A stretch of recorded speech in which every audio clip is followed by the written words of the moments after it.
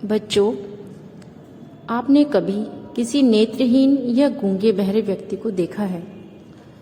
कभी आपके मन में यह विचार आया है कि जिन्हें दिखाई नहीं देता वे क्या सोचते होंगे, या जो लोग कुछ बोल सुन नहीं सकते वे क्या महसूस करते होंगे? जो देखकर नहीं देखते पाठ की लेखिका हेलन केलर कुछ भी देख और सुन नहीं सकती थी। वे उन लोगों के बारे में क्या सोचती हैं और क्या महसूस करती हैं जो लोग आंखें होने पर भी बहुत कम देख पाते हैं। आइए यह निबंध पढ़कर जानते हैं।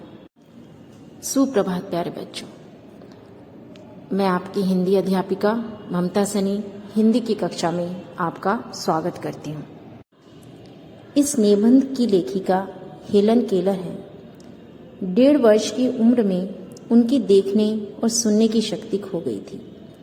वे कभी कभी अपने मित्रों की परीक्षा यह जानने के लिए लेती थीं कि वे अपनी दृष्टि का कितना उपयोग करते हैं।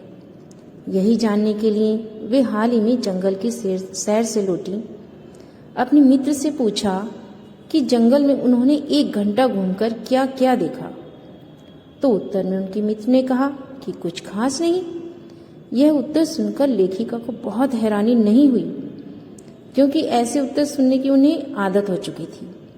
उन्हें विश्वास था कि जिन लोगों की आंखें होती हैं वे बहुत कम देखते हैं। वे अपनी शक्तियों की कद्र नहीं करते। क्या यह संभव है कि भला कोई 1 घंटा जंगल में घूमे और फिर भी उसे कोई विशेष चीज़ न दिखाई दे?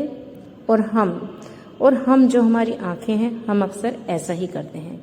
हम कहीं घूमने फिरने जाते हैं, एंजॉय करते हैं, लेकिन आसपास जो चीज़ें हम उसका आनंद नहीं लेते, उनके बारे में जानने की कोशिश नहीं करते।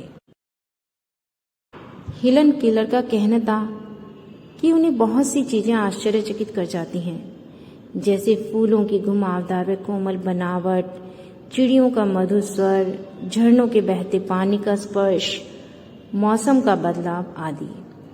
कभी कभी वे इन चीज़ों को देखने के लिए व्याकुल होती थी। वे कहती थीं कि लोग हमेशा उस चीज़ की आस लगाए रहते हैं जो उनके पास नहीं है। वे ईश्वर द्वारा दी गई दृष्टि के आशीर्वाद को एक साधारण सी चीज़ समझते हैं।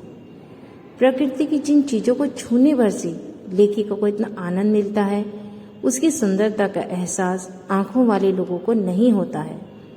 उनका मानना है कि ईश्वर की दृष्टि रूपी आशीर्वाद से जिंदगी में खुशियों के रंग भरे जा सकते हैं। हमारी आँखें ईश्वर की दी हुई नियामत है। जिन लोगों के पास आंखें हैं वे सचमुच बहुत कम देखते हैं।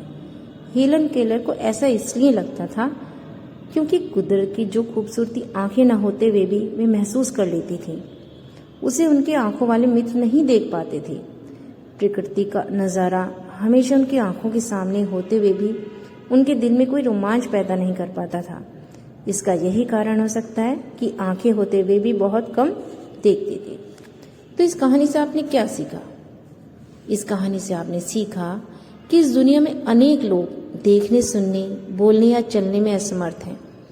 प्रकृति ने ऐसे लोगों को कुछ विशेष शक्तियां प्रदान की हैं, जिनके बल पर वे काफ़ी कुछ कर गुजरते हैं। हम ऐसे दिव्यांग लोगों के प्रति अपनेपन का भाव रखना चाहिए। हमें ऐसे दिव्यांग लोगों के प्रति अपनेपन का भाव रखना चाहिए और उन्हें हीन नहीं समझना चाहिए।